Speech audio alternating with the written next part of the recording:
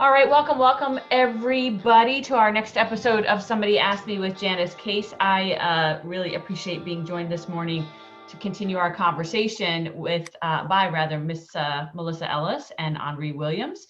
We are continuing our conversation around Ibram Kendi's book, How to Be an Anti-Racist, and we're moving on this week to his chapter that is simply titled Black. We are up to chapter 11. And before we get into that, and a deeper introduction, we're going to keep the same pattern we've really been sticking to for the last several episodes, where we start with something that one of us, and it's almost always Henri, thankful to him for that, has come across either in the news or on another source that really emphasizes some of the things that we've talked about over the last, since episode 25, since we started this deep dive into the book. And Henri, you didn't disappoint this morning. So will you do me a favor, set up for us? I know it's part of a podcast. I think I know which podcast, but rather than me doing that, if you would set it up for us, what are we about to hear? And why did you think it was important? And then we'll play it for folks. It is a little bit of a longer clip, folks. It's about 6 minutes, but highly valuable for you to hear it in real time versus go back and try and find it yourself. And then we'll come back and we'll talk about it. So good morning, Henri. How are you? Good. Good morning, everybody. So not to waste time. No, not at all. So this kind of coincides with the work I do also. I'm part of the task force of the Center for the Elimination of Minority Health Disparities. Oh, and we had a grant through a Harvard Summer Fellowship where we conducted a survey in the city of Albany looking at the health effects of the pandemic. So I was part of the group that finished writing the report with recommendations that we're getting ready to disseminate, through the university's archive, journal archives. But it literally showed what many of us hypothesized, that there were huge disparities in outcomes and access in terms of who you were, more likely if you were Black or a minority. Okay. And then this week, I was listening to a Fresh Air podcast where she interviewed journalist Linda Villarosa, who was talking about how systematic racism determines Black health. And we're not going to play the whole podcast, of course, but there was a portion in it that I thought, oh my God, this really speaks so loudly to what we were seeing in our research and our current studies from a historical perspective. So I'll just go ahead and play that now. You are now in the process of writing a book that's an expansion of an article you wrote about why Black babies in the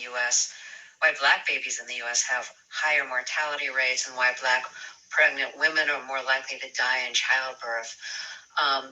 What are some of the disparities that you found?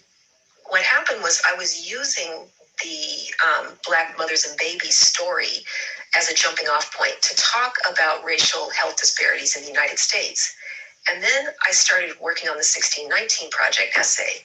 And then I realized, wait a minute, this story goes back further. I had thought I would start at 1850 because that was the time when the census showed that Black babies were much more likely to die than white babies. And that was, a time where you really saw this huge disparity.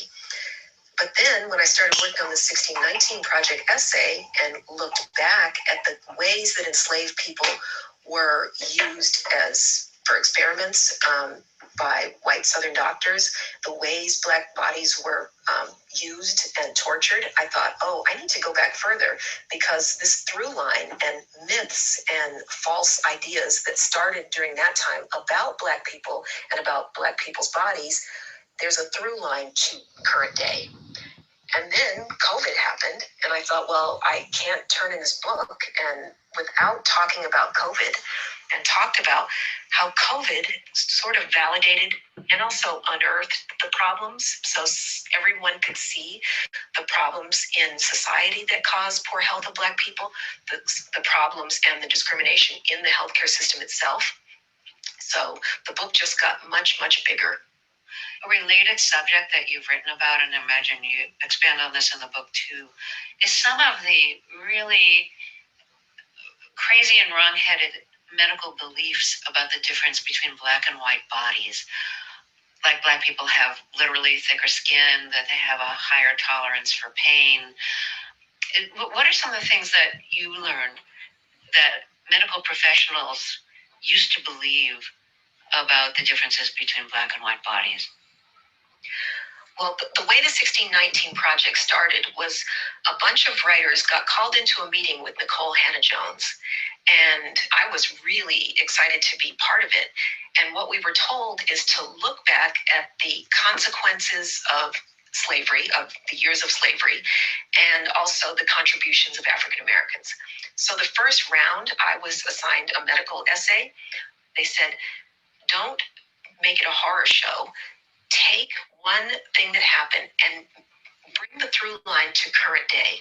So what I did was do pain tolerance. So there was a myth, and I say myth, but it was not exactly a myth because it was widely believed by physicians and scientists, especially in the South, during the years of slavery, that Black people had extremely high pain tolerance. And this is, you could whip Black people, you could work Black people from sun up to sundown, you could torture, and there was just a lack of feeling there. It wasn't the same kind of feeling, but also that Black people had less emotional pain, that you could take children away, that you could break up families, and it just didn't mean much. So the through line from those beliefs, which obviously helped scaffold slavery to say, oh yeah, what we're doing here is fine because there's a physiological issue that is keeping Black people from really experiencing the pain the way white people do. So then the through line to today was that many of these myths are still believed. And so I focused on a study that was from 2016, which really isn't that long ago. It was in the Proceedings of the National Academy of Science, and it asked white medical students about different myths. So the idea that Black people have nerve endings that are less sensitive, that Black people's blood coagulates more quickly, that Black people's skin is thicker, and that Black people feel less pain.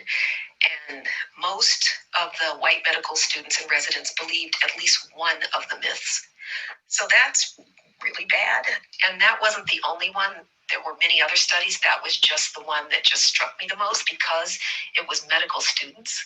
And so these are the doctors of the future still believing these myths. The second myth I looked at was the idea that Black people have worse lung function.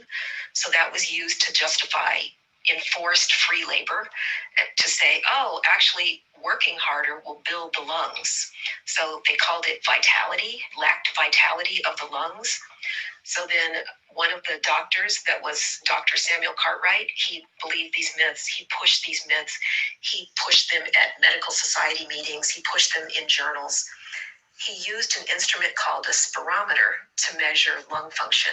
And so he believed that the spirometer, when measuring Black lung function, needed to be corrected because Black people's lungs were 20% worse. So now the through line to the present is the current spirometer, not every single one, but there's a race correction in even the current day spirometer. So if I go to the doctor because I have bronchitis and I need to have my lungs tested, if the doctor is using one of these race corrections, then it makes an assumption that my lungs are 10 to 15% less strong or less functional, less capable than a white person, which is wrong. It's incorrect. It doesn't account for the fact that I grew up in the Mile High City. I'm in pretty good shape. So that doesn't matter. Only my race as a Black person matters. And that's incorrect medicine and an incorrect calculation. And it could lead to an incorrect diagnosis or treatment. Exactly. Since you're writing a lot about the intersection of health and social. Go ahead. So I really encourage people to go back and listen to the entire interview and read the book. But what really blew me away, and I've mentioned this, so my academic background is public health.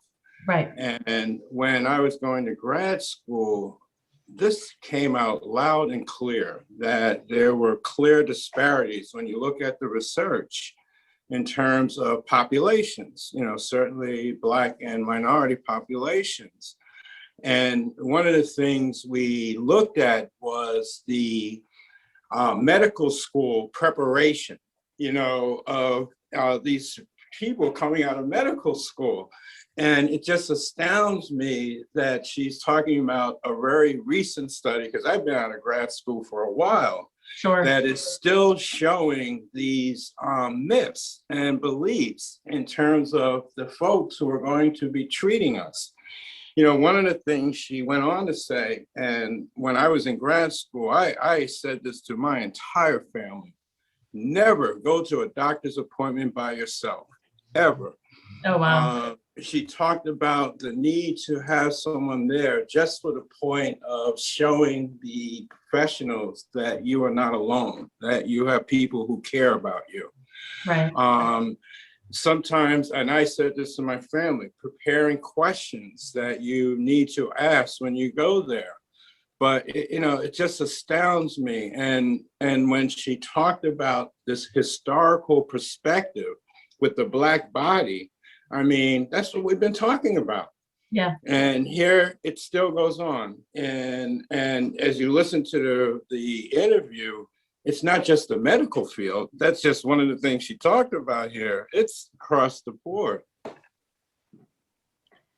And Well, it's also not just the fear. Like, some people think, oh, well, you're bigger, you're built different, so they're afraid of you. It's an actual flat out disregard. Like, to think that we don't have the same emotions or we don't feel the same pain, like that goes beyond fear to just a complete disregard for humanity. It's as if they don't view us as humans, which is a problem.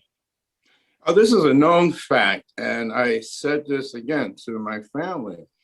When Black people go to the doctor and they are in pain, they tend to get less pain medication or interventions than if they were white. Now, and when you listen to the theories behind this, it's insane. More than it loops back to this concept of, Black people don't experience pain the same way. And somehow they wrap this in this idea of, well, we don't want to make you an addict. Well, somehow Black people are more prone to addiction than anyone else. But this is so important for people to know, that there are these considerations going on when you interact with the health field. And it's very important to know that, to include, as she was saying, even when you go in for tests, are you being appropriately tested against the standards? Or are they making some kind of weighted judgment based on your race? And it's making me, what it's servicing for me, and I don't remember what chapter it's in, but Kendi talks about this, right? We go into the medical piece about this, and it's in a chapter where he also reminds us that, I think it was in 2000, that the scientific research that was finally kind of finalized forever, right? The unquestionable, undeniable truth that there is no difference in the genome, at the genome level, based on the color of your skin. There's no difference. And so to consider that research is over 10 years old, no, over 20 years old. Over 20 years we've known that in the medical profession and everywhere. And yet in a study in 2016, right, that she can surface in this one little part of this clip.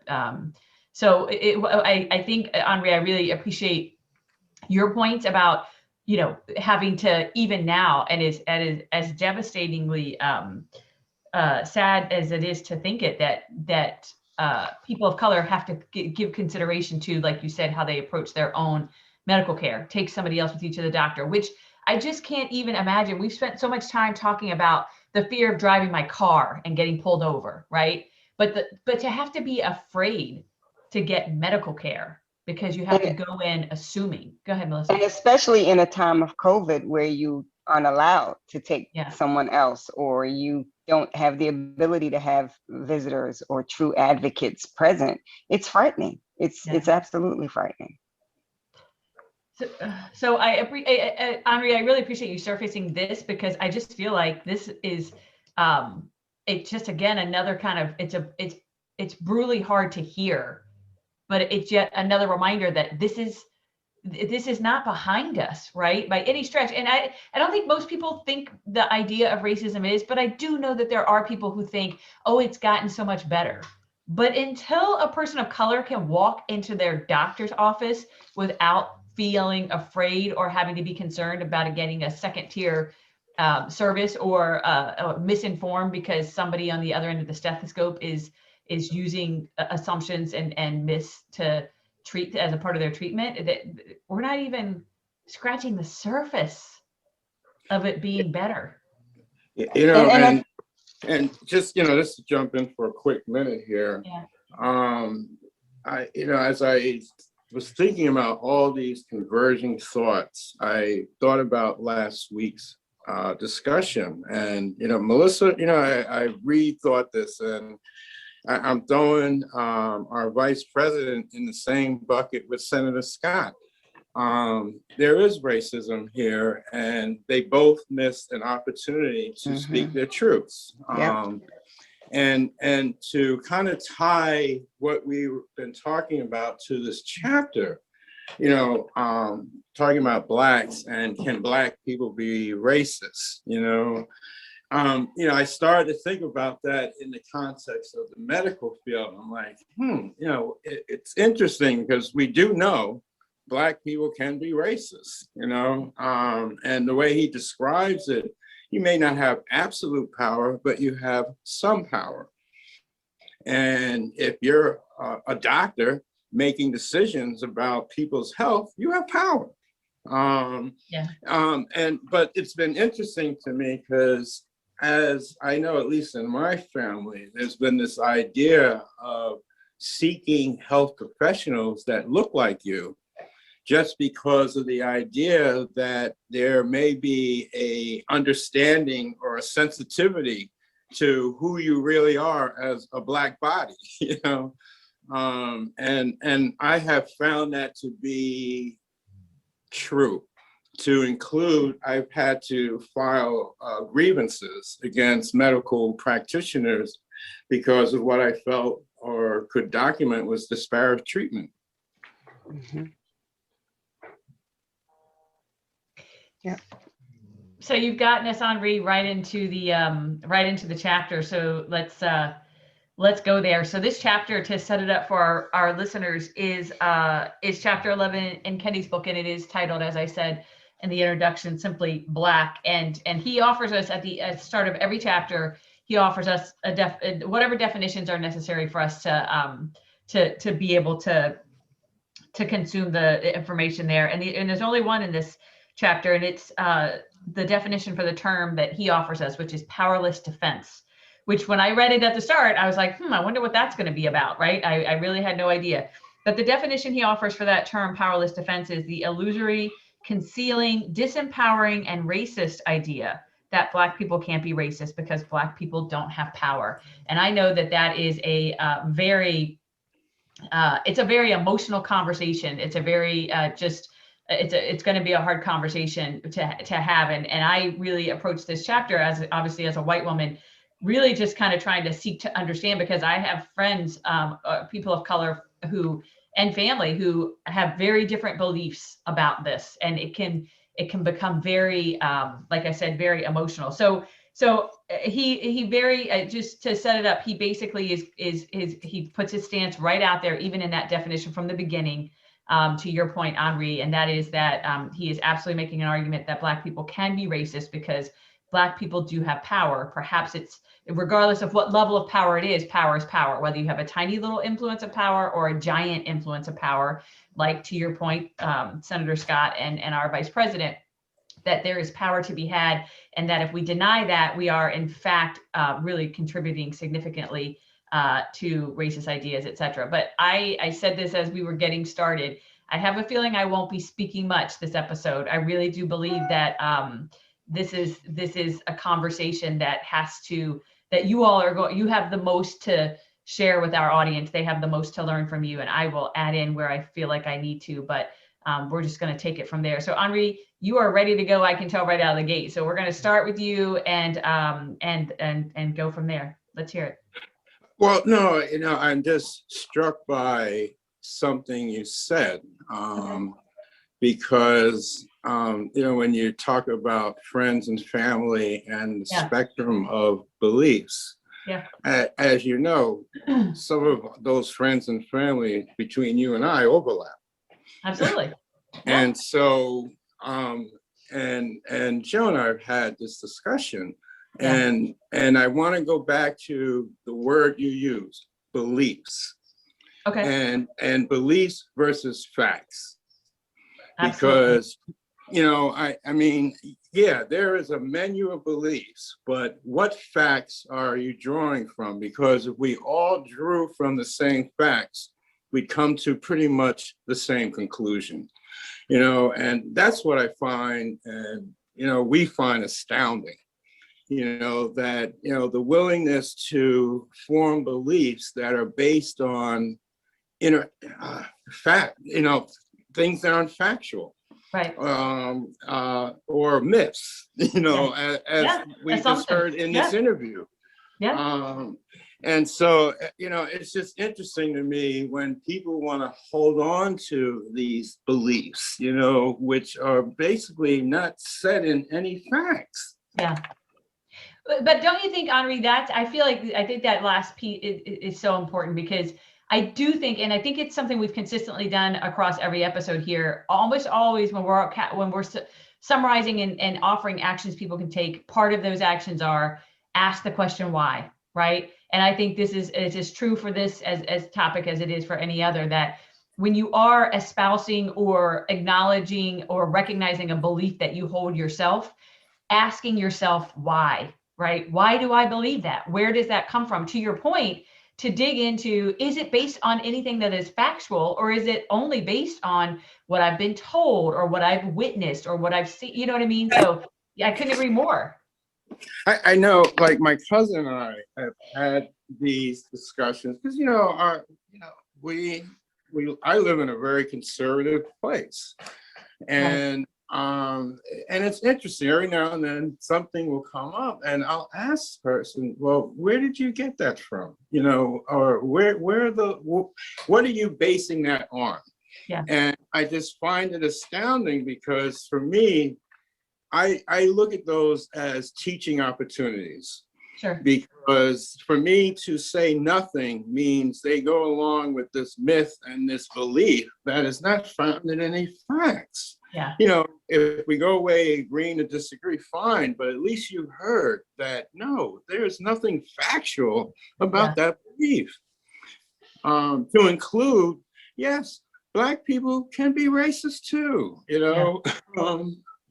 or they can, and I really found, I've listened to this chapter about 5 times, I will confess.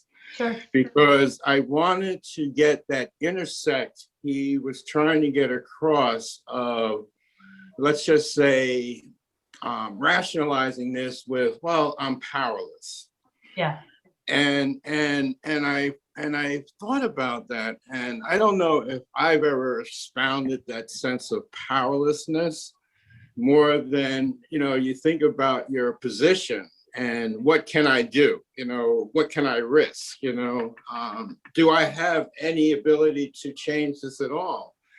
And I say you do, like he's saying, that is just an excuse. And I could give examples in my own life. As you know, I've been starting to go to these local town board meetings and the school board meeting. This week, I was at the school board meeting. They have what they call the open mic session. Yeah.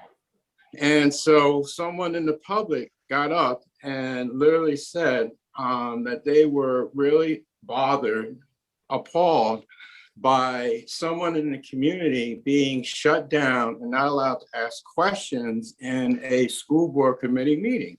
Well, he was talking about me. Yeah, This was exactly. an older white gentleman in the community.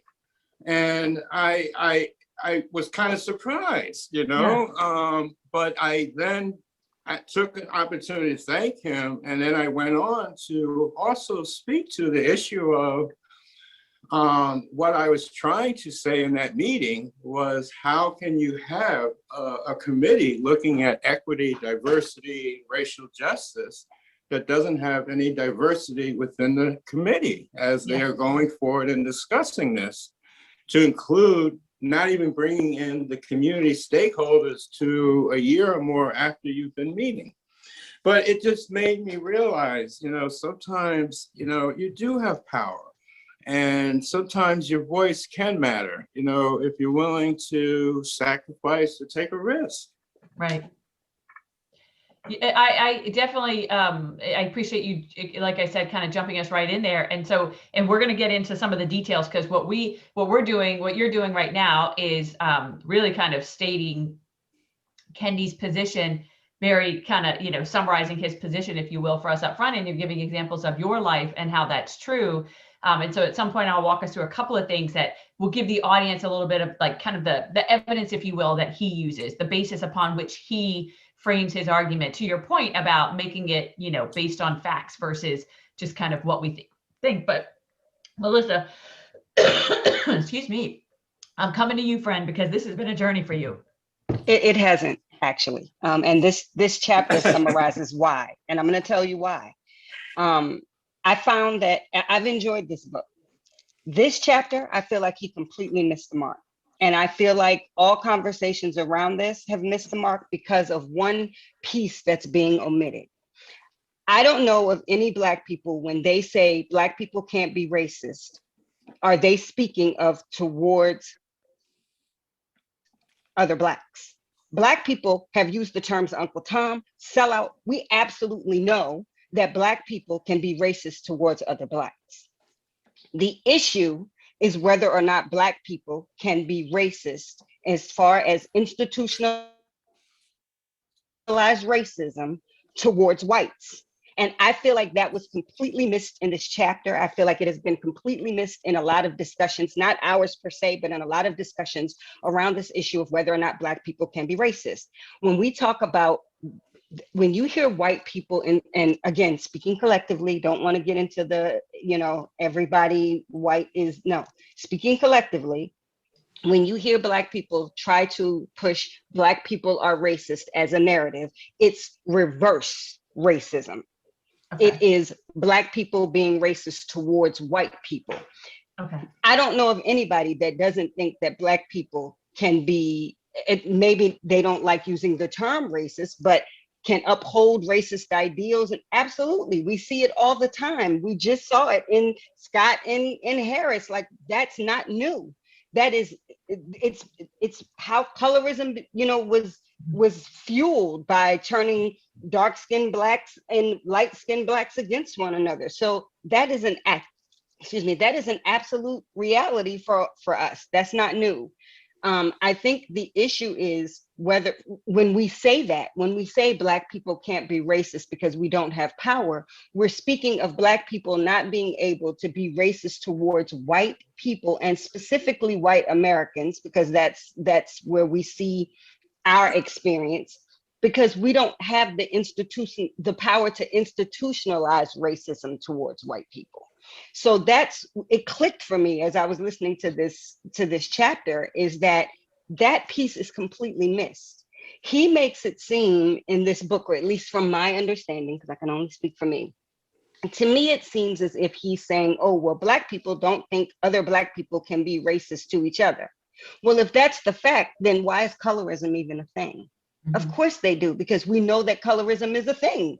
Like, colorism is a problem. And the term colorism is used in the Black community. It's not necessarily something used by white people. So we, in fact, do understand that Black people have the ability to uphold racist ideas and policies and be racist. We don't believe that they can be racist towards whites. And that is where we say, because we don't have the power, We're not talking about individual power. We're talking about institutionalized power. We're talking about the power of an entire history and government behind us that would then make the lives of white people more difficult simply for being white. I don't know if the way I've expressed that makes a lot of sense, but that's the way it clicks in my head now, having heard this chapter. So as I was listening to this chapter, all I kept saying was, I wish that component had been addressed, because that's a very important component. Who is the racism geared towards? When you say that, it makes a difference. You know, I was wondering where you were going with this discussion, and I said, all right, let me just listen for a minute here, because I think I finally got it at the end. So I kind of agree with you, because he does address that piece that, especially this idea of white people using this spin about Black people being racist. This is a way to defend themselves being racist. And I think he captures a little bit in the chapter on whiteness.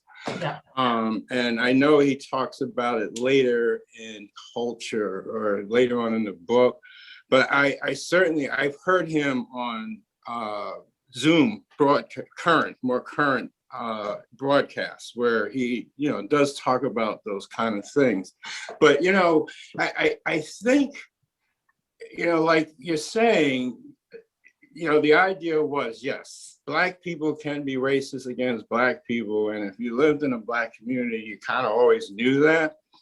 I think what the struggle is, and I realize using myself, was my hesitancy, just think about this, to give Kamala a pass, and my need to really dissect this for a moment before I said, yeah, that was being racist. So I get it, yeah, we can look at ourselves sometimes that way, but sometimes it's hard for us to get there. And maybe it just needs to be reinforced. Just my thought, No, I agree with that. I absolutely agree with that. And I think that's the case though with in any group of people. You're good. Like, it's funny. This conversation gets difficult because you have to walk such a narrow line between speaking collectively and generalizing. Yes. Like that gets really difficult to do without seeming like a hypocrite. But the truth is that, when you think of a group collectively, there's plenty of evidence within the Black community that we know racism exists within our own community. We've talked about it on this podcast about how we ourselves have been conditioned by the same kind of propaganda that white people have been conditioned for. There are Black people who fear the Black body. There are Black people who think that we're all thugs and killers. There are Black people who think that if we would only just behave more respectably, we wouldn't be killed by cops. Like, that's a thing. We know that. So I don't think that is, but within that group of Black people, there are others who absolutely get it and who say that, what, yeah, that was a sellout thing to do. That was so yeah, there are going to be those, it's all one big pot, and there are some in the pot who get it, and there are some in the pot who don't, and there are some who are learning, and there are some who have some instances where they get it and some instances where they don't, because I don't think anybody, which we've been saying, if you're not constantly working to be anti-racist, then you're racist. Like it's right. It's that that's at play, and it's hard to walk the line. It is. Yeah. It's a very hard line to walk. I want to go back to something you just said, generalizing, because he talks about that in this book, and so, yeah, we can't generalize, but he made the point of, and we started talking about the medical arena. We've talked about the school arena, and he says, let's not forget, there were Black officers involved in some of those encounters where Absolutely. Black people were murdered. Absolutely. When we look at the body of people going through medical school, there may not be as many, but there are Black and brown people going through medical school also. Yep. There are Black and brown teachers. So when we say generalizing, yeah, we can, but we also know that there are Black people within these populations that are somehow propagating or upholding some of these systematic or Absolutely. systemic racist beliefs and outcomes. Absolutely. And I don't dispute that. Yeah, and that's exactly, I think, one of the big points that he's making. And like all the other chapters, this chapter is really explored through his own experience, right? So what he's doing right up front is saying, I am somebody who used to espouse that Black people couldn't be racist because they don't have power. And the epiphany he goes through on his own personal journey is the realization that you guys are both talking about. Seems to be, you're like, of course, we know Black people are racist, can be racist against Black people. That happens. That's a common thing. I think he's exploring his own understanding of realizing, here I was walking around saying they couldn't be. And then when I started to take a deep look, realized all the things I was using as evidence was actually saying the exact opposite, was saying that when we take some Black people and put them over here and say they're lazy, they're this, they're that, then that in fact in and of itself is racist, because we're simply trying to create a hierarchy, if you will, among Blacks, separate from the color one that we talked about a couple of episodes ago. And he does talk a little bit about, and this was the part that was important for me to learn, right? Because he of course backs up and he goes through history and he shows examples, etc. And I'm hearing you both say you've had that understanding, you don't dispute that understanding, but he backs it up, right? He still backs it up for us, and he shows examples across time about to your point, Henri, here are Black people who were in power, whether it was in the medical field, whether it was in politics, whether it was in whatever it was, who did not use their positions in an anti-racist way. And so therefore they were contributing to being racist, right? Or the overall larger picture of racism. But he does, interesting, I want to distinguish, so sorry, on that line. So he talks about how even up until the early 2000s, when he's in college going through this epiphany, realizing that we're still, and we still do now, right? That there's still this sentiment of, surveys that showed, like, I want to say he said in the late 90s, 56% of Black people when surveyed still blamed the statistics and the data around what's happening to Black people in this country on individuals. Still were buying into the propaganda, Melissa, to use your word, that this wasn't a structural issue, a systemic issue.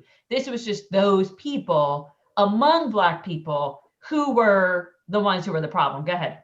Janice, I can tell you that we don't even have to go back to the early 2000s. We can go back to last week. Exactly. We can go back to week before last when Ma'Khia Bryant was murdered. Like, I didn't have debates with white people about whether or not she should have been killed. I was having them with Black people. Yeah. Like, that's my whole point, though, is that that isn't a new phenomenon to me. Right. And I guess if we're speaking in terms of personal experience, I can only speak of mine. I have always known, since I was, as my grandmother would say, knee high to a grasshopper, that you can't trust everybody because they have the same skin color as you. The term I always heard was, all skin folk ain't kinfolk.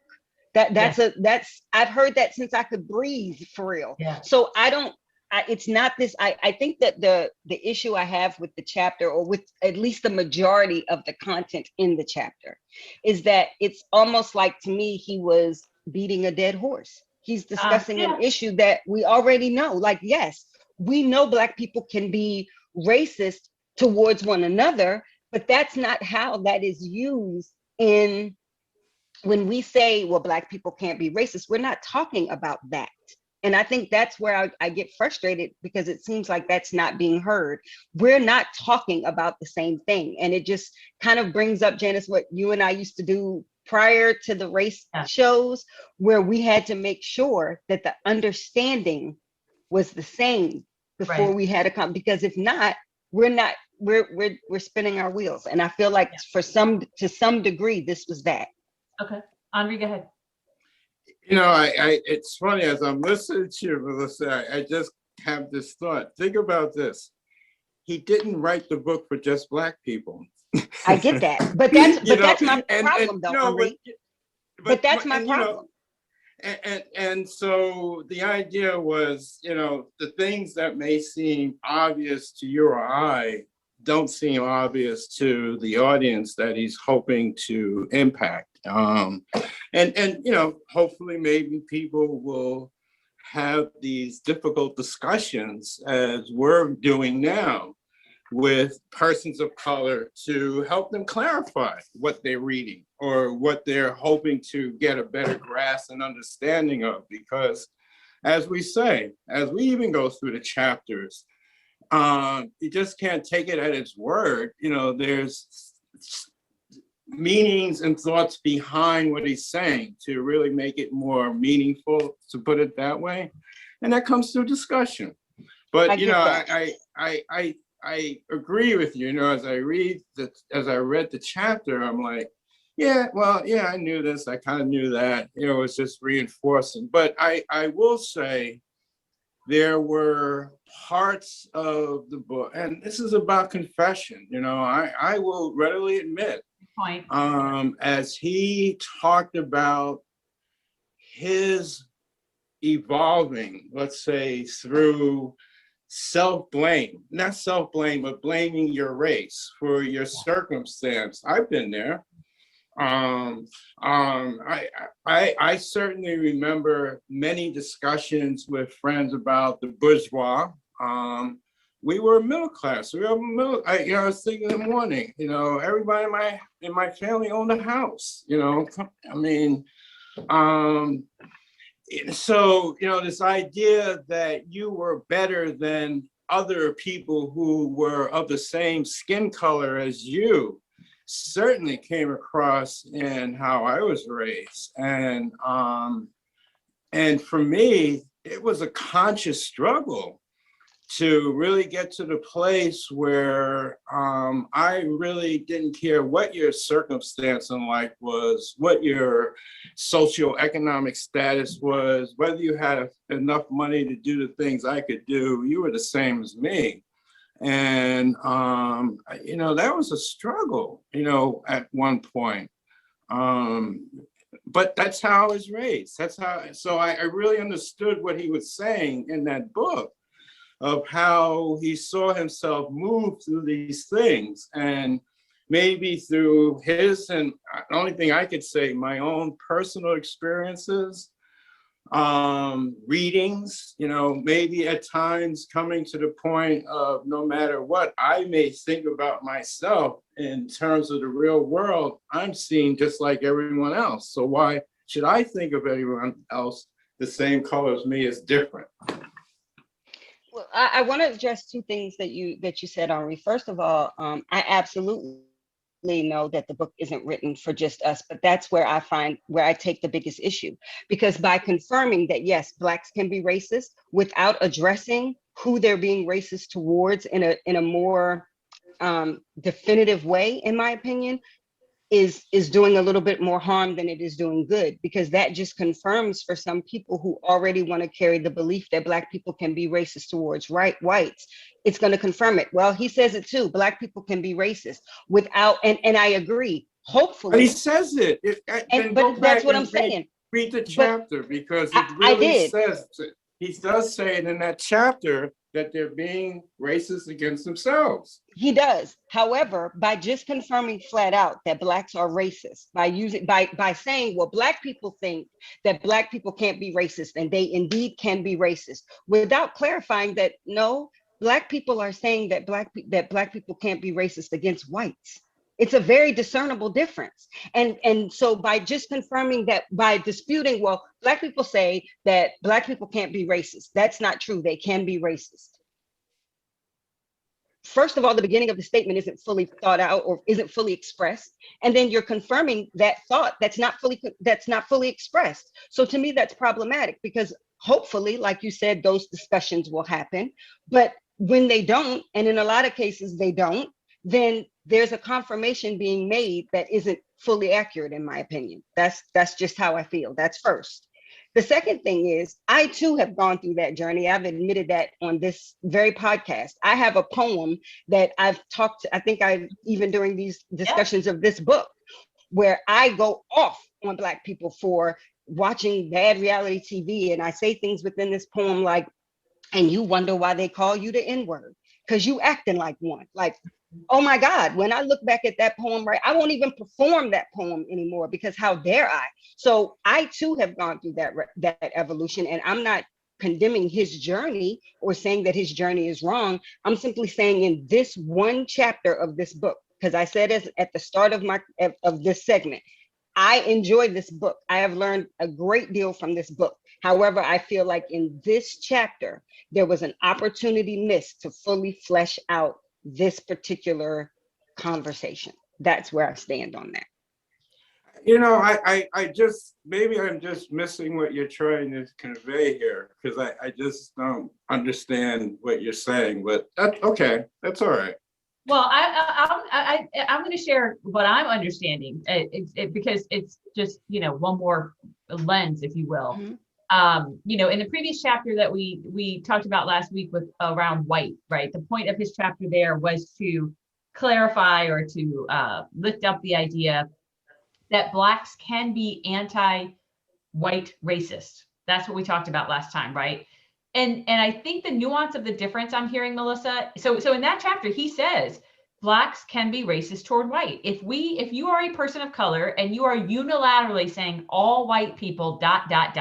something disparaging, that is being anti-white racist. However, the difference that I'm discerning, Melissa, is that we've talked about levels of, like, he talks about racist ideas, which are kind of the day-to-day stuff we're talking about by saying, this particular group of Black people is lazy and this and that and the other. That's a racist idea versus racist policy and power. And that's the systemic stuff. That's exactly right. What I'm pulling from what you're saying, Melissa, is, okay, we've talked about, yep, Blacks can be anti-white racist. Now we're talking about, yep, Blacks can be racist against Blacks. But what we haven't talked about is you're gonna clarify if I'm wrong or right on this, but your position that Blacks can't be Blacks don't have anti-white racist power to wield. That you're saying that, I think what I hear you saying is that when you think about institutional level racist policy and power that he talks about, that he hasn't talked about Blacks not having the power to do to whites what whites have done to Blacks at that policy power level. I think that's what I'm hearing. That is what you're hearing to some degree, but also to the point that when we talk about like the whole, I guess if there were and I don't know if there is, because I have not read ahead, so maybe I'm up in arms. Maybe I'm up in arms for nothing. But if there is not something that discusses in great detail, he sprinkled it throughout this book, but unless we're going to talk in great detail about the fact that reverse racism is not a thing, right? That's the issue that I have. When people hear Blacks can be racist, they are not thinking, and I will stand by that. They are not thinking that Blacks can be racist against Blacks. They're thinking Blacks can be racist against whites in the same way that whites are racist against Blacks. And it is not the same thing. When I am racist, and I'm saying if, speaking hypothetically, when I am racist towards a white person, that is me, one person who might hurt your feelings. When whites are racist towards Blacks, it has been institutionalized. It is written into the laws. It is written into the policies. It is written into the medical practice. So the impact is, I guess, where I am having an issue, is the impact between the two is not the same. And if we don't get to that in a deeper discussion, we're not gonna get to the root of it. And that's what I mean. So you're right. You're very right in where I stand on it. But he does talk about the impact, because in the end of the chapter, he starts to talk about portions of power, not absolute power, but you have some power. Yeah. And as we're talking, I'm thinking about, all right, Black people in power. Think about some of the Black mayors, the mayors of Detroit, who once were empowered, made policies within their city that were not, let's say, affirming to white people. That's what led to their downfall, and they're going to jail. And they were Black people in power, and however they wanted to justify what they did, they certainly had policies that at times weren't necessarily affirming to white people, but that's how it goes, I guess. My point is he does kind of in the book kind of speak to this issue about the limitations of power. You may not have the power that we think in terms of the majority white population. Yes, that is true. But you do have limited power that does have an effect that does include, for example, when he talked about the Ohio election and how I guess it was the state general who oversaw the election process, who was a Black gentleman, who really did things to suppress the vote and necessarily change the vote in favor of Bush, I believe it was, in the second term. Well, lo and behold, that certainly had an effect on Black people, but it also affected white people too. Those weren't just Black votes that were being suppressed or not being counted in that election. So, does he have the power of a president? No, but in his limited way, he did have power that certainly was racist based, but also had an effect on white people. But that's why I say, and I've said repeatedly, that we're not talking about, I'm talking about institutionalized. I'm talking about the grand scheme of power. That's what I'm saying is an institutionalized power. That one mayor or state attorney or whatever his position was, did not have the power to affect laws that are going to affect every Black person in the country. That's the issue. What about Bush's election?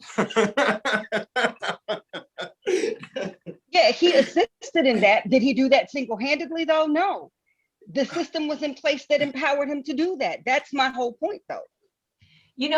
What's interesting, I'll add this to the thinking, is that, and I really appreciate that we're kind of hashing through this, because the intention is never to come to agreement, right? In part, I feel like it's about demonstrating how demonstrating that our different lenses and our different experiences bring us to the table at different places, right? And so working, kind of with each other to figure out where we are and what it means, where each of us is. But one of the things that struck me about the chapter was, and I am interested in knowing if you all felt the same. One of the things that struck me was how careful we have to be, because when we do see Black people in certain power seats, right? Whether, to your point, Henri, it's the head of some medical, organization that has influence over the medical profession across the country, or whether it's a mayor, or whether it's a whatever, that two things happen that we have to be really, really, I think, verbal about dispelling. One is people say, look, they have power. They're that's he. And I agree with what he says here. They do have power. I agree with your point. I understand your point, Melissa, that it's not the level of power that whites have, right? It's not enough power, if you will, to completely overturn racist practices in this country.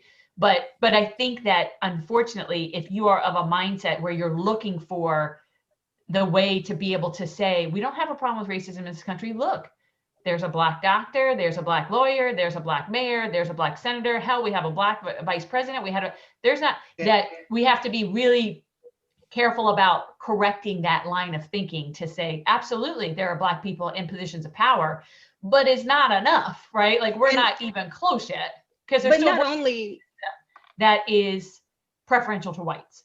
Right, and not only that, but let's be very, very real. If we're gonna have the conversation, let's be real.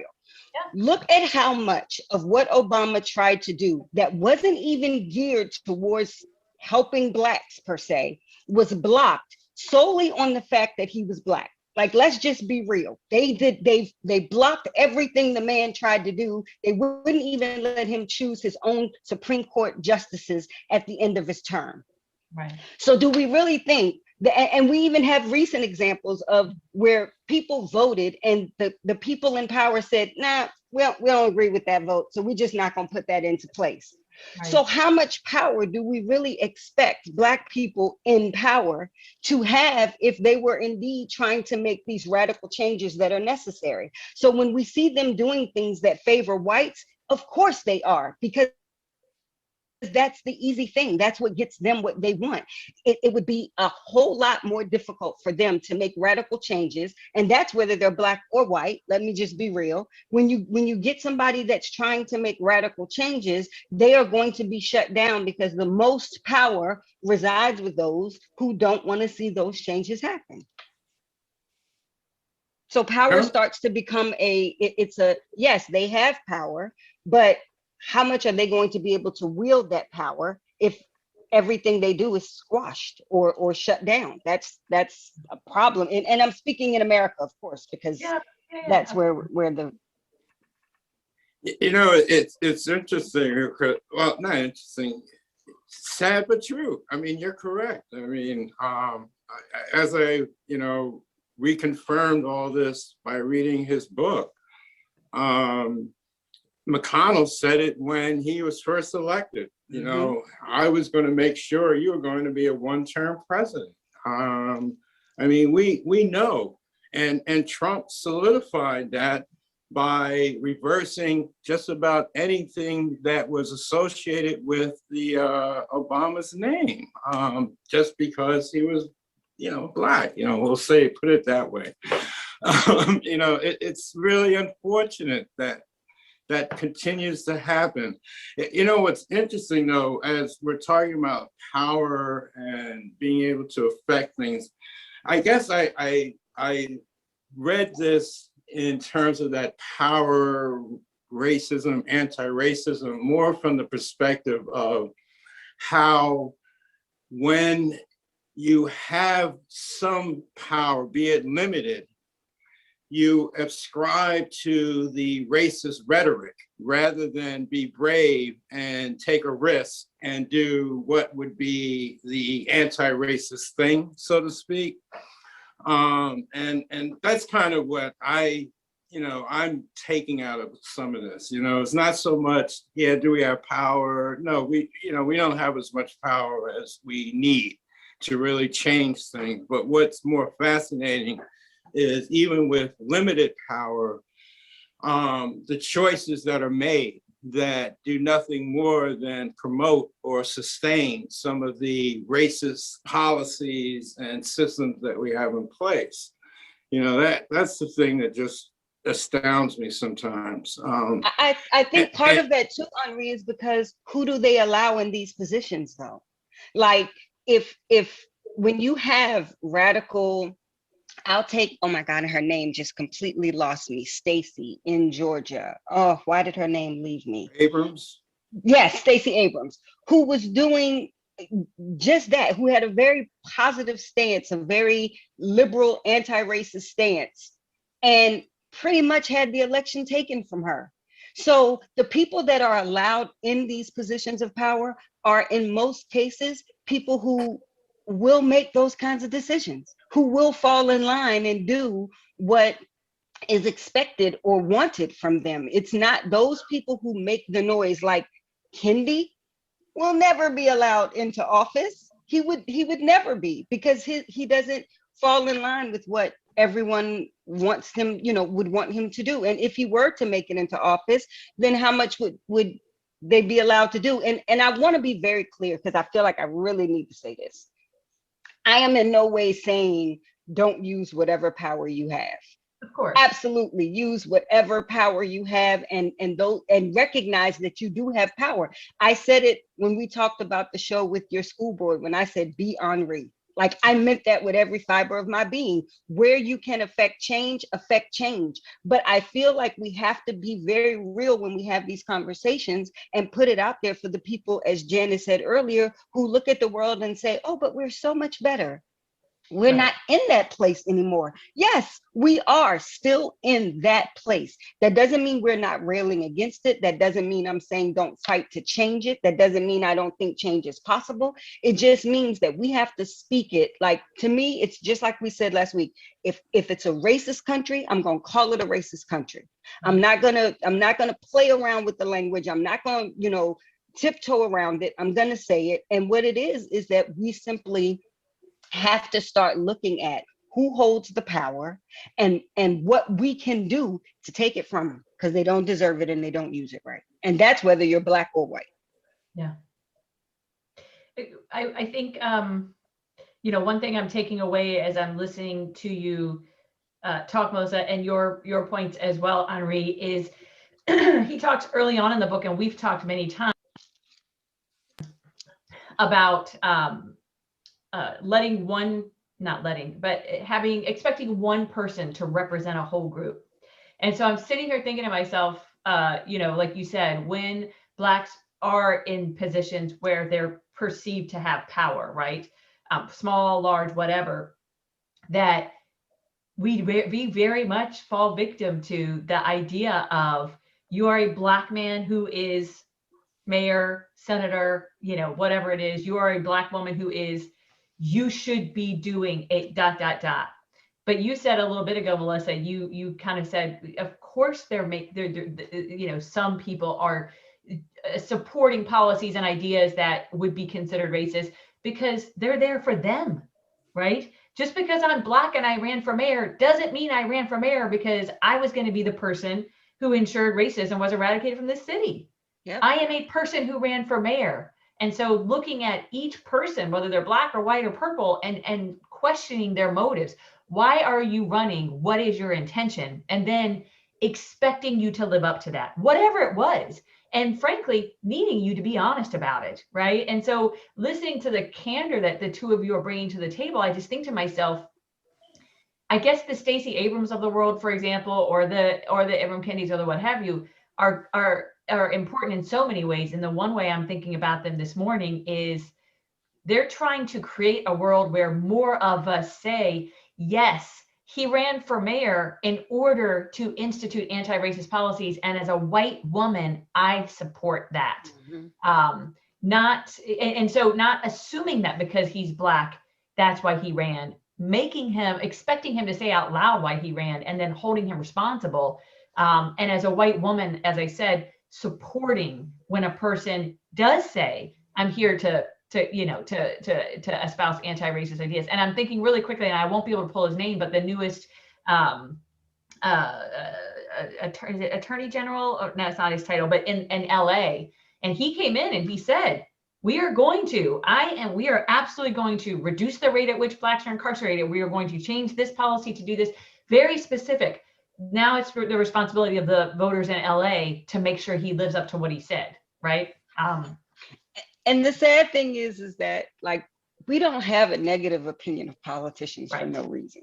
Right. Like, we can't trust them, to be honest. That's the problem. Like, that is truly the problem. And as much as I hate to say it, I think we see it at all the way, to some of the highest levels. Like, we see these politicians who say everything we want to hear to get into office, and then get into office and do the opposite. And unfortunately, once they're in the office and wield the amount of power that they have, like, I keep going back to, and I can't remember the exact case, but we talked about it a few weeks ago, where the vote came in, the people voted the way they wanted, and they still just said, nah, we're not doing that. Yeah. What do we do? Yeah, like, what do we do? And unfortunately, that happens way too often. It's just not as obvious as that, but that happens way too often. And so I guess I just want people to know the fight we're up against, like the real true fight we're up against. It's not what we wish it would be. It's not the ideal. It's what it really is right now. And what it really is right now is this is a nasty, messy, ugly fight, but it's necessary.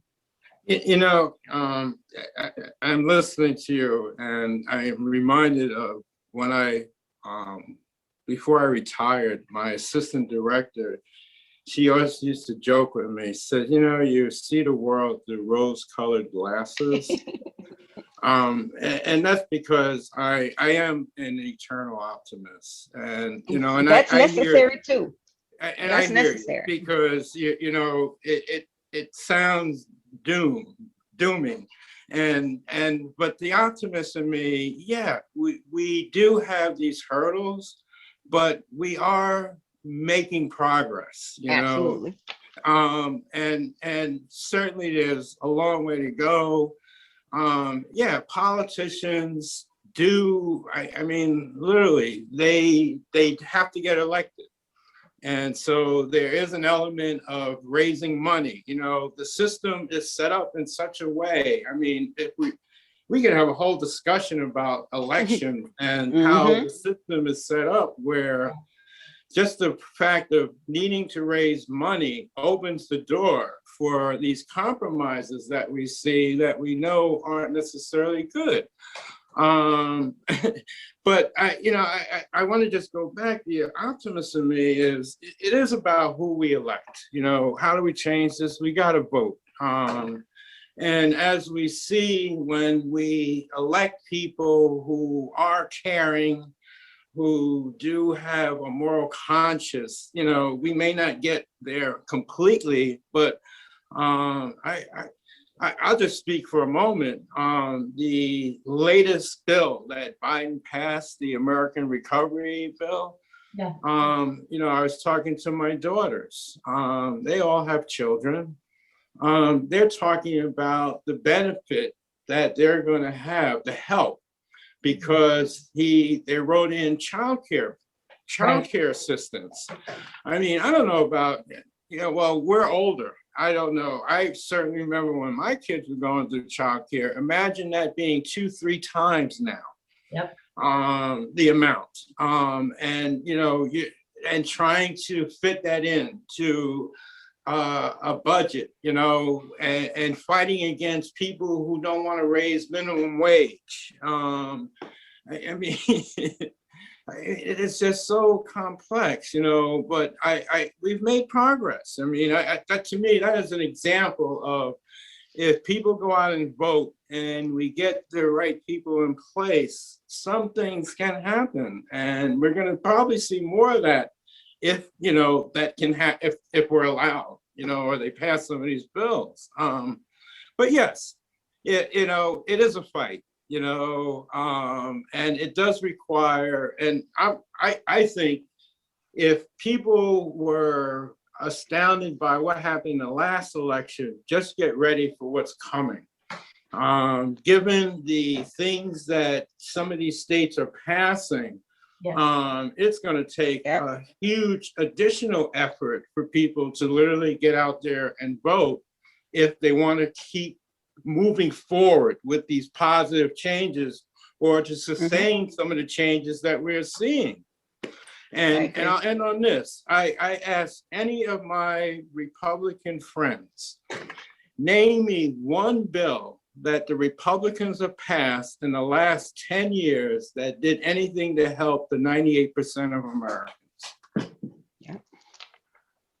Yeah, that's okay. That's a fair way to end. And we are at that point where we have to start wrapping up. So if there are some final thoughts that you have, let's gather them. I'm going to share really quickly again, as I'm listening to the two of you talk, and it's not unusual for us each episode to get to politics and to get to politicians and to get to voting, because we know how critical that is in the world that we're trying to live in eventually, right? Over time, as we're fighting the fight, as Melissa said, the really messy, ugly fight. And so I'm going to lift up two ideas, and then I'm going to come to Melissa, and then Henri will have the final word. The one of them is before I get to the action, the one idea that I had as I was listening to you all is we got to politics, of course, for all the right reasons, but I don't want to sleep on that. He talks about, you know, in this chapter, Blacks being empowered in different roles, or having power, period, in different ways. But I want to go back to where we started with the podcast that you gave us, Henri, and specifically when we were talking about the health of Black people. And I'm sitting here thinking to myself, yes, we have to be cautious about who we elect and what their motives are, and not make an assumption that because of the color of their skin, they're there for a certain reason, et cetera. But also, let's be reminded that, you know, Henri, you said you've always taught your own children, never go to the doctor alone, never, you know, always have the questions ready to go, et cetera. And you also said, you mentioned your daughters like looking for doctors who look like them. This chapter made me think, but also not making an assumption that because you look like me doesn't mean you aren't bringing some of that same misinformation to the table. And so being even more diligent. So not just thinking about if a person of color is running for office, there's certain motivation or understanding, but just in general, that we can't make assumptions about people. Again, whether they're black, white, or purple, we have to ask the questions and dig in. And so that ties to my action, which is ask the questions, right? If you do nothing else in the next week between now and the next podcast that you listen to from us, ask the questions. Check yourself making assumptions that, oh, the person doing blank in this environment is black, therefore, whether it's a positive assumption or a negative assumption, check your assumptions and ask the questions out loud versus thinking we know people because of what they look like, because they're short, they're this, because they're fat, they're that, because they're blue-eyed, they're that. Check your assumptions and ask the question. So that's where I'm going to go. Melissa, what are you thinking? A couple of things. One, I hope everybody can see through these conversations with Henri and I, one, that they're always respectful. So you can always have any kind of discourse or disagreement or just trying to come to an understanding and still be respectful and still walk away from them friends. That's first. Second, we are living, breathing proof that Black people are not a monolith, period. And a lot of times Henri and I share more of a like-minded opinion than it may seem, and we just got to get there. We just got to work it out and get there. But I guess where that takes me in my action is be a little bit of both of us.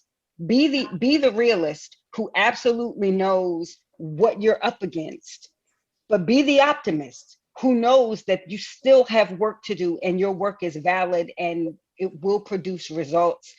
It's both things, because there's a little bit of it in both of us.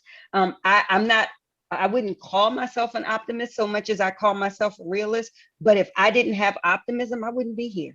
Yeah. I wouldn't be on this podcast every week. I wouldn't be, trying to help people come to understanding. So we all want the same thing. And what I'm learning through this podcast as well is that there are many paths to the same destination.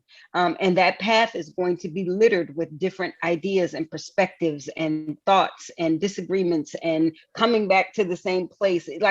It's what I said earlier, it's messy, it's ugly, but it's all valid and it's all necessary. And I just want to say that Henri may not realize this, but he has made me view things in ways that I never would have without him. So I'm grateful. And I guess my action would be for everybody else to do the same, to view things to challenge what you already believe. And even if you walk out of it as pigheaded as you went into it with your belief, at least as Henri started this conversation with, at least then you have that other perspective and that other information. Yeah, appreciate that. Thank you, Melissa. Henri, what are you thinking? Well, thank you. We'll start there. You surprised me. I never would have thought that's where you're going to go with this. But something Janice said made me reminded me of this. Because I did say one of the things I've done and I recommended to the kids, choosing doctors, going to schools or teachers. But I heard an interview with the National Educational Director. I guess it's been National Education Month or something like that. And she talked about some research that showed positive effects of Black children when they have an experience of a Black teacher. So it does matter, but when you reminded me of, choosing a doctor, and so the researcher in me says, nothing is 100%. And so there is going to be that percentage in there that doesn't necessarily ascribe to your thinking or your value. And that's when I talk about challenge authority. Just because they're a doctor doesn't mean you can't ask them questions. Absolutely. Or really inquire about their intentions, their background, or how you want to be seen with them as a patient. And as I tell people, you can fire a doctor and get another doctor. That is a choice. You are the one paying the bill. But just to add to this, to close, I think I'm just reminded of the issue of sacrifice and risk. And, because we were talking about, last week, the vice president, and sometimes it is really difficult to, stand up and be that person to take that sacrifice and risk. I'm just happy. And I don't know if that's something you learn or taught. I thought about it a lot, and my dad was a person like that, and maybe I saw him be a person who stood up and wasn't going to just take something because you said it, and maybe that's a part of me too, but I just think it is so important to, at times, take a sacrifice, take a risk, be appropriate, be respectful, but you'll be surprised at what may happen. Yes. Appreciate that. I value this conversation. I appreciate both of you. Thank both of you for being candid. And as you pointed out, Melissa, right, for being a part of modeling conversations where we're just seeking to understand, and that's going to look different for each of us, and it's going to sound different from each of us. But in the end, we have the same goal, which is to seek to understand, to be a part of the solution, which is what I say to people all the time with respect to why this podcast is important to me. So as we're wrapping up this conversation then around chapter 11 of Kendi's book, Black, we're going to look ahead next week to chapter 12, of course, and that's simply titled Class. And as a sneak peek, what Kendi's going to talk with us about is this idea of class racism, and specifically class racist, and he defines that as one who is racializing the classes, and then, of course, supporting policies of racial capitalism against those race classes and justifying them with racist ideas. So that's where we're going to go next week. Yet another, I'm sure, really important conversation. Between now and then, be sure to like, subscribe, share, do all the things.